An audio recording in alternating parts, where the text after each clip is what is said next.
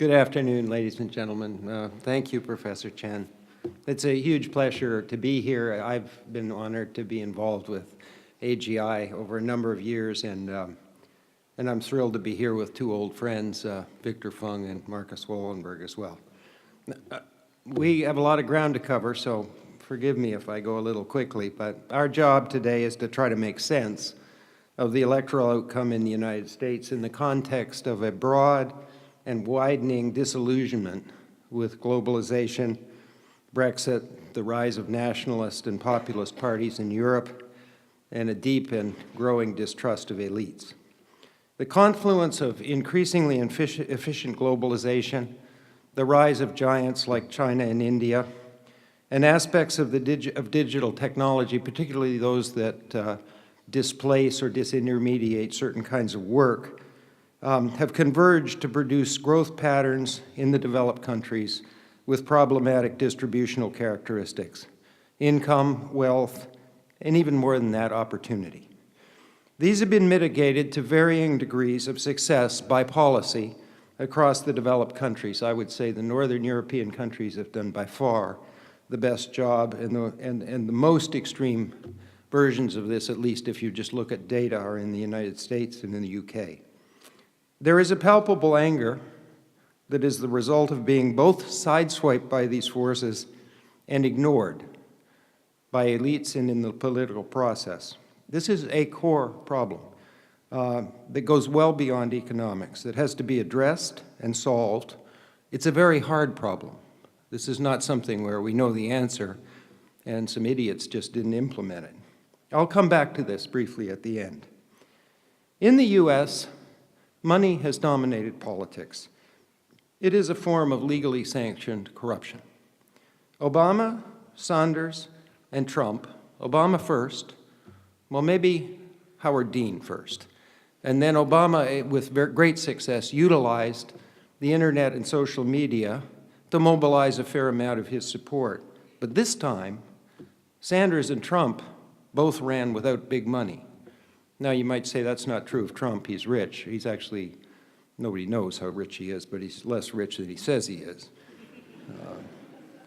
So these are real innovations in the use of social media, not only to organize campaigns, to give people who felt they didn't have a voice, but to fundraise, to support these very expensive things financially as well. This is a sea change that is not going away. And so much of what I think is interesting about this has to do with the fact that the political dynamics in most of our societies are about to shift in ways that deserve a great deal of thought. To go back to the economics, job and income polarization, as we've come to call it, this is the hollowing out of the middle class, is very real. It's documented, it shows in the data, and it is present in most developed countries, but with varying degrees of intensity. What were Secretary Clinton's issues? She was experienced, serious, detailed in terms of proposals, inclusive at least with respect to minorities. But she had two problems. One was that she was establishment, 25 years in public service, and establishment wasn't trusted, and there's no way she could shed that attribution. The second, I think, was more serious. By the way, Clinton won the popular vote by more than 2 million votes, and 3 key swing states, as we call them in America, she lost by a total of 120,000 votes. So this could have come out in a very different way. The key mistake that the Democrats made in this campaign was, while they were serious about what the Indians have taught us to call inclusiveness, you know, making sure that the broad majority of people are benefiting from the evolution and growth patterns that we all experience, it came across, inclusiveness in the Democratic campaign came across, and there's nothing wrong with this, as being mainly about people who had been discriminated against in the past. Women, minorities of all kinds, disabled people, gay and lesbian people, children of poor people, and so on. Now, it's hard not to be sympathetic to that, but it left out one crucial group, the middle class that's white. The middle class that's white voted overwhelmingly for Donald Trump. Men, 70, 80%. But this will interest you, women, 53%. And this may surprise you even more.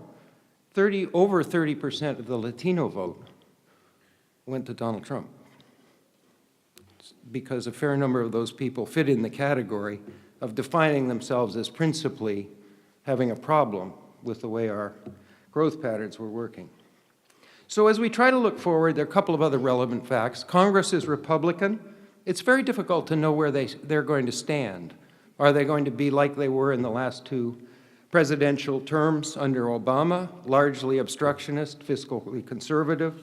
Will they bend in certain respects to a very different agenda that President-elect Trump has?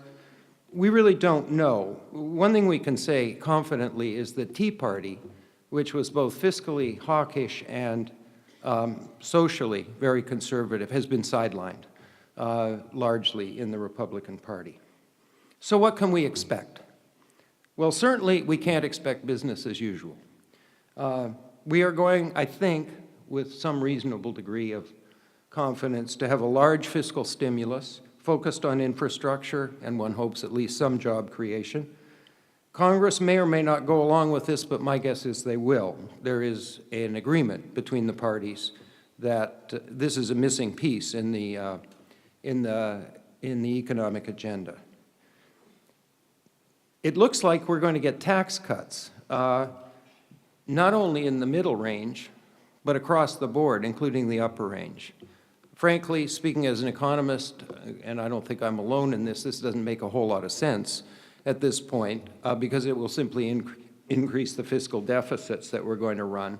But it seems pretty clear we're going to raise the fiscal deficits and the sovereign debt in the United States.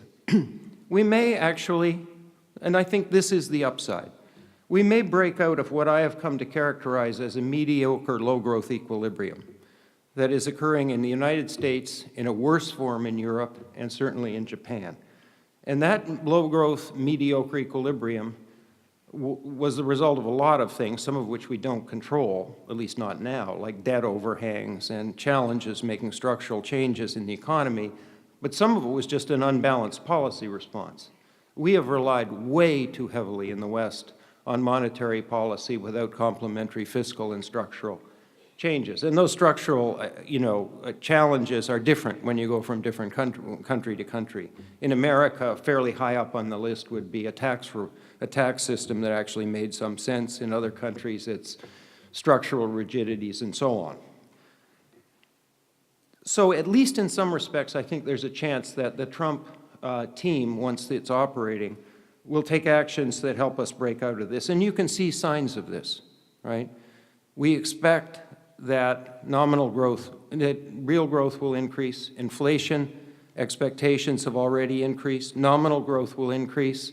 Europe may follow along in this direction. Nominal growth is crucial for removing sovereign debt overhangs. So I want to leave you with a message that while it's not a done deal and there are many caveats, we actually could move in this respect, at least in a beneficial direction. Now, sometime down the road, you can't run an economy on fiscal stimulus forever. Sometime down the road, one hopes that the other growth engines, animal spirits, private sector investment, innovation, an uptick in productivity, which has been lagging badly, and so on, will come along. Tax reform is a major issue for the United States, and I guess, somewhere between cautiously optimistic and hopeful that a Republican administration and Congress will actually undertake something that makes sense in that dimension. How about trade? I guess we're getting pretty close to home here. Look, we're going to have two people who know a whole lot more about trade than I am up here in a minute, so I'm going to, not try to give you a balanced view, but rather my view. My view is that the harsh talk is overblown, and it's very unlikely to be what we can actually expect. I think the response in Beijing so far, which is kind of wait and see, maybe this will be okay, is probably pretty sensible.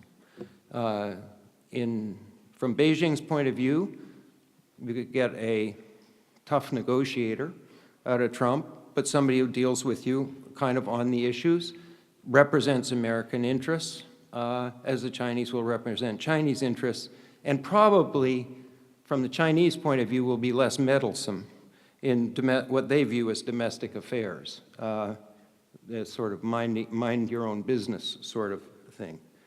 Trump sees himself as a super negotiator. Now, I have no idea whether he is or not. I've never been in a negotiation with him. But I think that's going to be the approach. So it's going to be bumpy. Some things are going to get renegotiated. But his approach is, I'm here to represent American interests, and I would, if you say, well, what are those? Somewhat more specifically, I would say business for sure, but also, unless he's going to abandon the people who elected him, the people in the middle class whose problems relate to sort of jobs and opportunity. And I don't have any reason to think he won't do that. The only thing he's announced so far that puzzles me is a substantial tax cut for the upper income end of the distribution. So I think you'll see an America that is more aggressive, more focused on U.S. interests. There's a very good documentary that I just saw called American Empire. It documents the history pre-World War II of America's tendency to be isolationist, the reversal of that policy under Truman, called the Truman Doctrine. You know, the architect of the post-war global architecture. But now America finds in multiple dimensions that it can't perform this function alone, and it doesn't have a lot of willing partners for a variety of reasons to come along and do it. So I think you're going to see America shift away, the balance, away from being umpire, referee, and architect of the system, and more toward, you know, we're one of the players in this game. We're going to negotiate in terms of our own interests, and that'll shock some people because it is a big change. And it will leave a vacuum that eventually will get filled by some multilateral effort, you know, something vaguely like the G20. I would say the TPP is dead. Neither candidate supported it. There's much wider skepticism about it in the United States. There's clearly skepticism about it in parts of Asia, including China as well. So I would say the best you can expect from that is it just goes away, or it's renegotiated in a form that's not recognizable and probably more inclusive with respect to China. And it may turn out that what actually happens in Asia is a broader initiative initiated out of Beijing. TTIP, I'm not sure. It's in limbo. It doesn't look good. The Europeans and the Americans have been unwilling to budge on fundamental differences in attitudes toward cybersecurity, toward the American digital giant's presence in Italy, toward privacy and data, toward genetically modified foods. There are just too many things that are in the way, and frankly, Europe is distracted. Europe is in the midst of a perfect storm, you know, with the Soviet Union, the Middle East, immigrants coming in. I live in Italy. You know, we have several hundreds, even thousands of people that the Navy and the Coast Guard save and bring into Europe every single day. And actually, you know, on behalf of my Italian friends who are Italian citizens, I'm kind of proud of them. They're not leaving them out there, they're not pushing them back offshore, but it creates a flood that's an enormous problem. And Europe has to deal with Brexit and all that. NATO, I think, will survive. But NATO is going to get renegotiated so that who pays for it is a little better balanced than has been in the past. And that's consistent with what I said about what Trump is going to do. He's going to say, look, we're in this together. We have common interests in this area. These are guesses. For me, and I'll end with a couple of comments along these lines, by far the biggest risk and the most serious lapse in leadership that might come from this transition in presidential power is climate change. Trump has said or aligned himself with the people who don't think it's right. He has, I'm not saying this is a certainty, but could take the United States out in some form or other over time from the Paris agreements, disrupting that whole process. And that's after 20 years of hard-won progress with businesses, government, civil society organizations, and ordinary citizens having fought this battle and achieved an astonishing level of success with much left to do. So that's the one. And the reason I think that's a risk is doing that won't cost us anything, you know, in the short run. So you can, in a sense, get away with it. Now, I don't know what he really believes about that, but that would be a betrayal of future generations if that were one of the consequences. For China, I think Trump will have, China itself, as I said, has a sensible policy of wait and see and not overreacting. And I think this may actually work out pretty well. Both sides are tough negotiators and represent their own interests. There is one issue that the United States doesn't have that Europe does. It's what I call a sovereignty issue. We may not, in America, like our growth patterns and the way the political system works, but we can't claim it's somebody else's fault. There is no Brussels in the United States to blame. So you don't have that element that you had in Brexit. You don't have that element that you have in the nationalist and populist parties that are getting increasingly powerful and numerous in Europe. And Europe, I think, as you all know, people describe this in different ways, is some sort of caught somewhere in the middle between a bunch of countries and full union. And it's not a good place to be caught with a common currency, limited adjustment mechanisms, and so on. It's going to be hard. It's already hard, but it's going to make it much harder to inch toward the unification direction with these nationalist and populist parties that are anti-European, anti-Brussels, anti-Euro, and so on. And so I think there's a material risk that isn't directly related to Trump, but Trump and Brexit together will certainly turbocharge those parties. So an already difficult situation, from my point of view anyway, thinking about it as an economist, and thinking about this as stuck in the wrong place in terms of the way the structures are put together is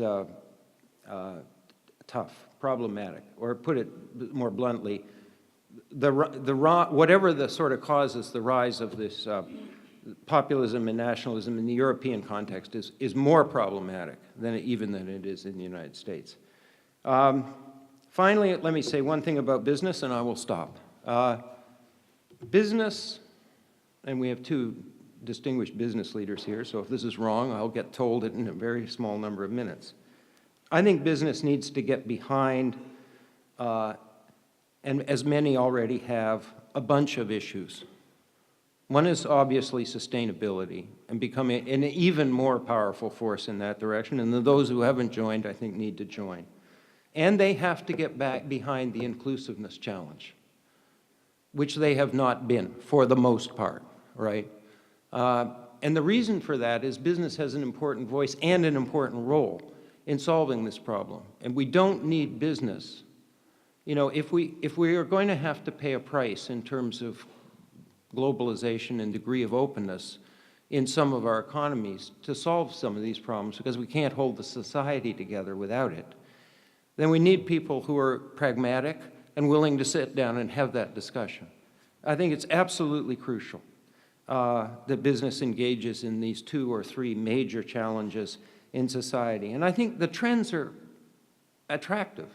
Business has walked away from the, single stakeholder shareholder model to a multi-stakeholder model, to a model of creating shared value. There are lots of different terms for this, but I think it's not as if we're running against a tide running the other way here. But I think the agenda definitely has to be broadened, and business has to become a kind of leading working partner with government and civil society, because without business, we can't solve these problems.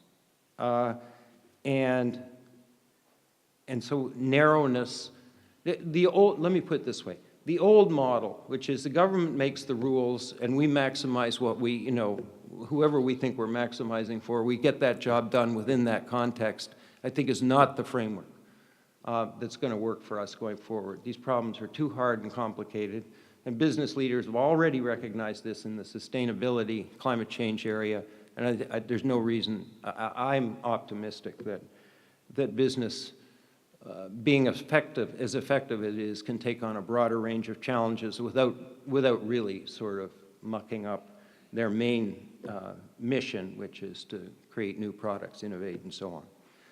So that's my brief take on where we are. I hope it didn't sound like there's so many contingencies that we can't say anything, but I'm sure we'll hear a lot more that's interesting. Thank you very much.